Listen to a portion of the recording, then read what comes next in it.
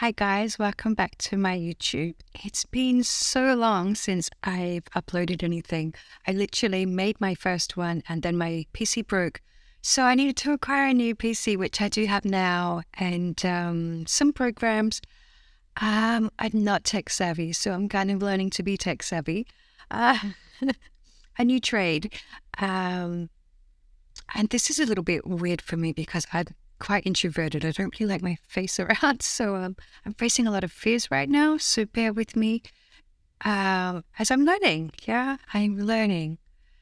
Well, this is my happiest space, sharing with you ways to help yourself, especially when for a lot of people, conventional help isn't always attainable. I found this a lot for myself. So experimenting, learning, sitting in a lot of silence, which created a space for me now that I can actually share with you guys. So this space kind of cuts out the middleman, helps you find a space of inquiry within you, a space where you can question yourself, you can sit with yourself, listen to your inner guidance, shift, change, evolve, and grow. More so than anything. So today I want to open your minds on how better awareness can create better decisions. As with all my talks, take what resonates with you and please leave the rest. Question everything that I say and find ways, find your own meanings and your own understandings of what I'm talking about. I'm getting used to this camera stuff, guys, so I'm sorry if my eyes are all over the place. Try and keep them in the same spot so that I'm eye contact with you guys. First off today, I want to show you what a level of deep awareness looks like. A deep awareness gives you the ability to look into things in a more wholesome way, a deeper way, to see more than the surface of things. So when you're coming at things in a deeper sense, you're coming at it in a more dissected way. What's on the surface is not always what the depth of something is. So when you have to make decisions about things, you want them to feel right. You want to know why you made them decisions, even if the rest of the world does not understand. Righto, so let's show you what a level of deep awareness looks like. So we have 8 billion plus people walking around on this earth. All these people are living and breathing, going about their day. For the most part, we're all living through our 5 senses, our 3D world. What we see exists, and anything outside of this, we don't really have to give it a thought. But there is this intricate, beautiful system going on under this external world. We can use our bodies for an example. If we were to take a look at ourselves in a deeper awareness, we could see we have a heart that is beating, pumping blood around your body, lungs bringing oxygen into our bodies so we can breathe, a digestive system that takes all that food and liquid, dispersing stuff where it needs and filtering the waste out. This whole inside of us, it all works together to make you alive. But we don't see our bodies, the inside, yeah? We focus on the outside, unless, of course, something goes wrong and we have to look on the inside. Well, we all have this body and that blows my mind. We spend so much feeling different. But if you were to take off this, don't take off the skin of everybody, that's disgusting. If you were to take off the outer shell of everyone's body, you would see that we're all just the same system. I would see your heart beating, you would see my heart beating. Insane, right? Let's take the awareness further. Look at a tree. You can live and breathe with that beautifully crafted, intricate body because those trees out there are producing the oxygen you need to breathe.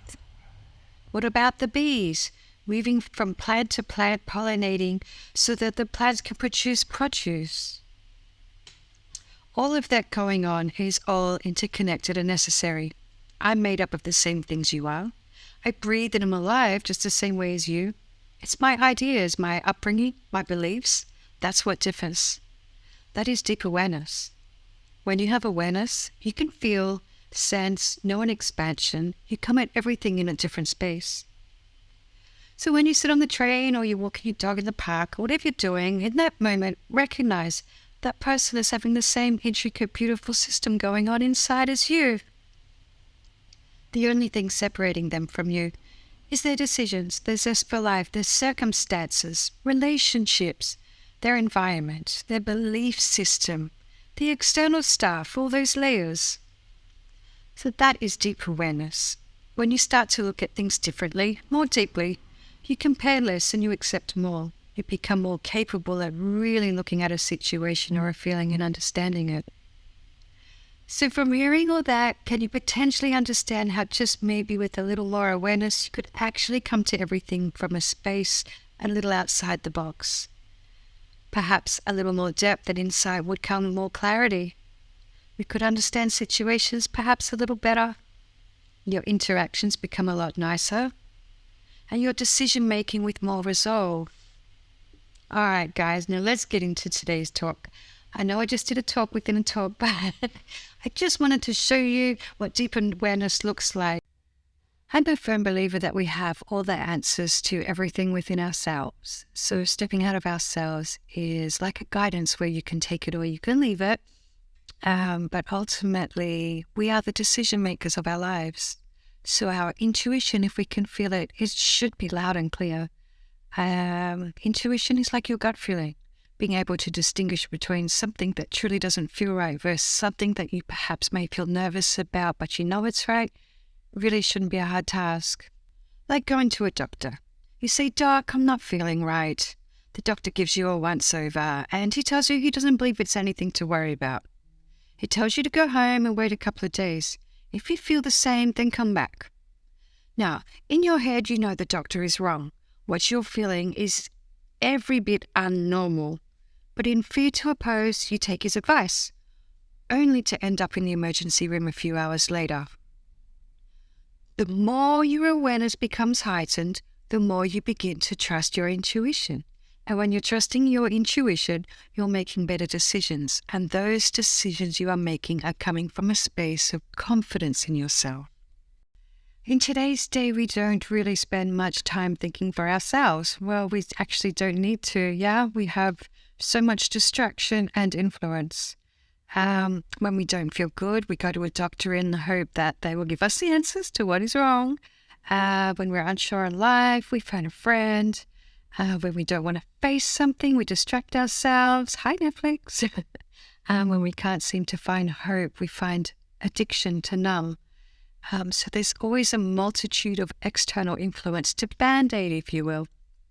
But how often do you, in fact, just sit with yourself, ask yourself what's really going on, and be super truthful with yourself? I'm guessing it's not too often. But most, we're never taught this, so it's not our normal inclination to sit with ourselves. But for the most part, we aren't even aware. When a feeling that's less favorable comes up, we just distract it. When illness comes along, we're retired to the thought that someone gave us it or it's something out of our control. When we feel a strong negative emotion, someone must have given that to me. Yeah, I couldn't have created that one myself. There's always this deflection, though. Could you ever imagine asking yourself, have I perhaps created this? What if I was to tell you perhaps a portion of aches and pains, illness is self-created. Attitudes that fly your way are self-created. Unfavorable circumstances, self-created. Would you believe me? I'm not saying all, I'm saying majority. Not convinced. What about those days where something has gone wrong? Well, what you perceive to be wrong. And then it follows with this chain reaction of crap that happens. And you retire to yourself, nothing is going right for me today. Now, I know that you know what I'm talking about because they happen. I spent years with these kind of days, and it is countless the times that I've recited, nothing is going right for me today. Your reactions, your thoughts, your feelings and emotions all hold this frequency, yeah? And this frequency goes out and it attracts like frequency. So I want an example for you just so you can see how much we can self-create stuff in our lives, how there is actually an alternative if our awareness is tweaked. So you drive into work and you get a flat tire. Frustration sets in, the anxiety, stress. You can't change the tire yourself, so you're going to have to call someone. You have to call work because you're going to be late. And here is the start to your day. The tire guy rocks up, he changes your tire. You look at your watch, you're an hour late for work. You get in your car feeling a bit crappy. Other traffic is annoying you. You get to work and in your hurry, you bump into a colleague who was holding a coffee, which is now spilled all over the front of you. Grrr, you rouse on them. Now for a second, imagine that person is you. At this point, how might you be feeling? Like you're having a bad day? You sit at your desk ready to start work and all day your phone calls have been frustrating. Your attitude to people has been pretty crappy and their attitude to you the same. By the time you get home from work, you just want to tap into that wine or beer, some food, numb your brain with some TV and go to bed. Oh, all that love you received today. All this started from an unfavorable event in the morning, your flat tire. One tire gave you a bad day. A piece of rubber equaled a shitty day. So let's change the dialogue now. You're driving to work and you get a flat tire. You sigh. You recognize that there is nothing you can do but wait on the tire guy. You ring work, you tell them you'll be late, you sit back in your car and you relax, closing your eyes for that little moment extra. The tire gets fixed, you express your gratitude, you hop in your car, put your music on, smile on your face as you drive to work. You get to work and knowing that hurrying solves nothing, an extra 30 seconds on an hour is nothing. So you walk in like any other day, say good morning as you pass the guy holding a coffee, he says good morning back. You sit at your desk ready to get in your workday. Your attitude says, I'm grateful for this job, this opportunity to be the kindness to the person on the other end of the phone. Your interaction's pleasant. You drive home, run yourself a bath, enjoy your meal, and go to bed feeling pretty good. Can you see how you choose your reactions, your actions, and your thoughts? Even the most challenging of challenging situations, you have the opportunity to play with your energy, your awareness. I challenge you the next time that something comes up and your usual reaction boils up to stop and say, "Nuh-uh, I'm going to do this one different," and see for yourself what happens. As this talk is called Better Awareness Equals Better Decisions, I'd like to share a couple of ways that you can increase your ability of awareness. If you can catch yourself out, you can make better decisions, and better decisions will make for a happier you. In order to catch yourself out, you really do need to have a good sense of awareness. You spend your whole life reacting a certain way. Any trigger that's mimicking that sense of emotion is going to fire up that automatic response system of yours. What we need to do is to learn to stop the automatic response system and, just like a computer, install a new update. This is my new way. This is my way of awareness. The first tool I want to share with you is what I call the roundabout game. This is my favorite game. This is very helpful if you find yourself not feeling good emotionally or physically. It's also a great game to find out the answers to things you're not sure on.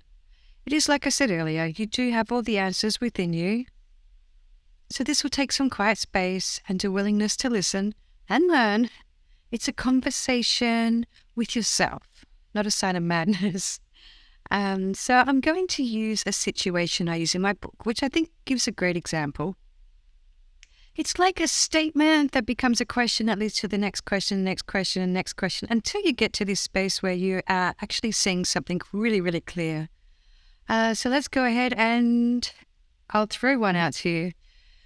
I'm feeling annoyed and offended. Why do I feel annoyed and offended? I feel annoyed and offended because of what my friend said. Well, what did she say? She said I spend too much time worrying about money. It's no wonder I never have any. Well, do I spend heaps of time worrying about money? I guess I do. I am struggling to make ends meet at the moment. Am I perhaps complaining to her a lot? Yeah, I am. Do I think it would be annoying to her? Of course it would be, because it would be annoying to me. So now I've come to the conclusion that what my friend actually said is true. It just felt crap because she said it. So really, I'm actually annoyed by my financial situation, not my friend. She just triggered what's already sitting in my head. So there is an example how we can be emotionally triggered by others. It's also an example of how we can come to the root of what is going on within ourselves. Conclusion is, I'm worried about my financial situation. But can you see how we can hold on to crap emotions with people? A lot of the time, it's our own fault. So now I'm aware of obsessing about my financial situation. So this is flipped to an energy of a personal space within myself to go deeper. What is really bothering me? I can't stop my brain's chatter. I'm stressed out about money. At this point, this is where you want to breathe and you want to allow the questions to come in. This is your intuition coming in. Why am I stressed out about money? I have so many bills that have all come in at once. I don't even know how I'm going to pay for them. Can anyone help? Probably not. Could I get extensions? Yeah, I could probably ring and talk to them and explain my financial situation at the moment and see how they can help. So I've stopped creating the mayhem. I've taken a moment and I've come at a much calmer space. I flipped the energy from reaction to action. And when you're in a space of calm, your awareness is heightened. You think before you react. I guarantee the providers were more than helpful in this situation. So start small, play it as a game. I don't know what to wear today. Well, what am I doing today? I'm gardening. What would feel comfortable gardening? Track pants and a t-shirt. Done. Or, what do I feel like for dinner? Oh, I feel like something hearty. What's something hearty? Casserole. Good idea, Kez. You will find you'll naturally gravitate towards awareness before reaction, and in turn, you'll make better decisions. The Stoics talk about the two piles of things. On one side are the things you can do something about, and on the other side are the things that are out of our control. The things you can do something about, well, you can hop to them. But those that you can't do anything about, just leave them over there. They'll find a way of sorting themselves out. Don't use unnecessary energy trying so hard with something you have no control over. It's like, here, hold this square peg. Now, if you would be so kind to put it into this round hole. Oh, you can't? Oh, don't worry about it then. Why on earth would you keep trying to press it in when it's clearly not going? This roundabout game is one of the greatest tools I believe one can utilize. It cuts out the over chatter and the sticky situations. So sit there a while and go from one problem to the next. I guarantee that you will feel lighter. You'll begin to make better decisions, and you'll begin to let go of the unfavorable emotions that are stirring inside you. You'll begin to understand the depth of what's really going on for you in your immediate outside world. Having awareness enables us to be able to feel when things are both good and not so good. Majority of the time, we don't even realize we're in a lower frequency until it's too late. This next exercise is a fun one.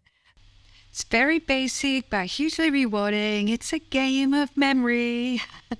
I know what you're thinking. Come on, Kez, I'm not a kid. Well, bring your inner child out and have some fun. I want you to look at these 5 objects, left to right. Elephant, pen, Buddha, spoon, candle. Now say them as you go from left to right. Elephant, pen, Buddha, spoon, candle. On this attempt, I want you to close your eyes and recall your eyes' journey. I'm going to give you a moment.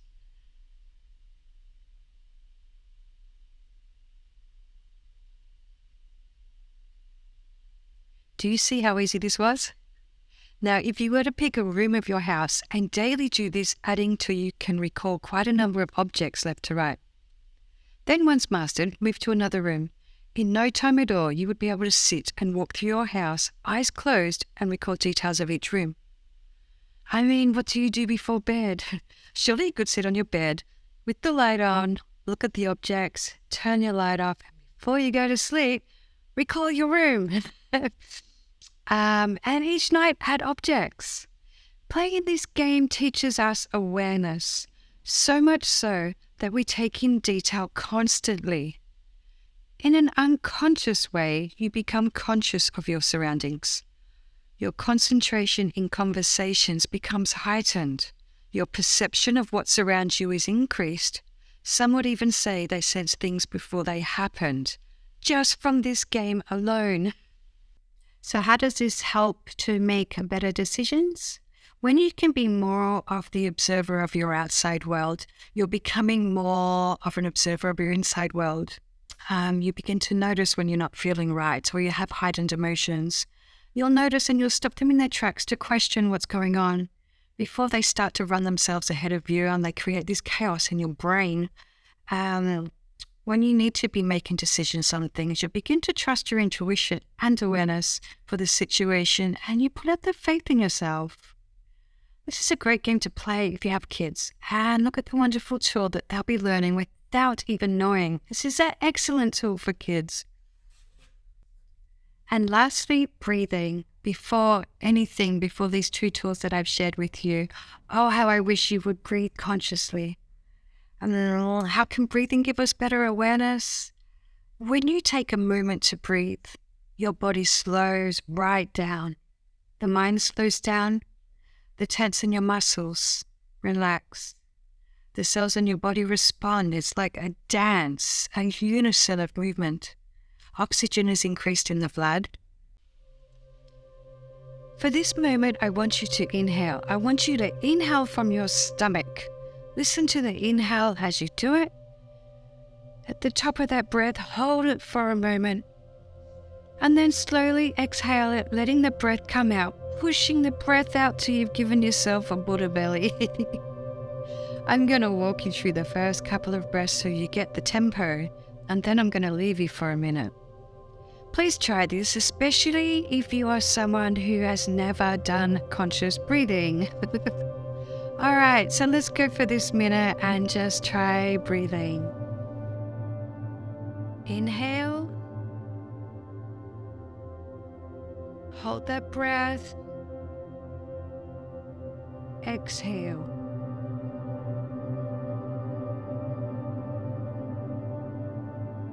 Inhale. Hold the breath. Exhale. Inhale. Hold the breath. Exhale. Now I just want you to do this yourself for a moment.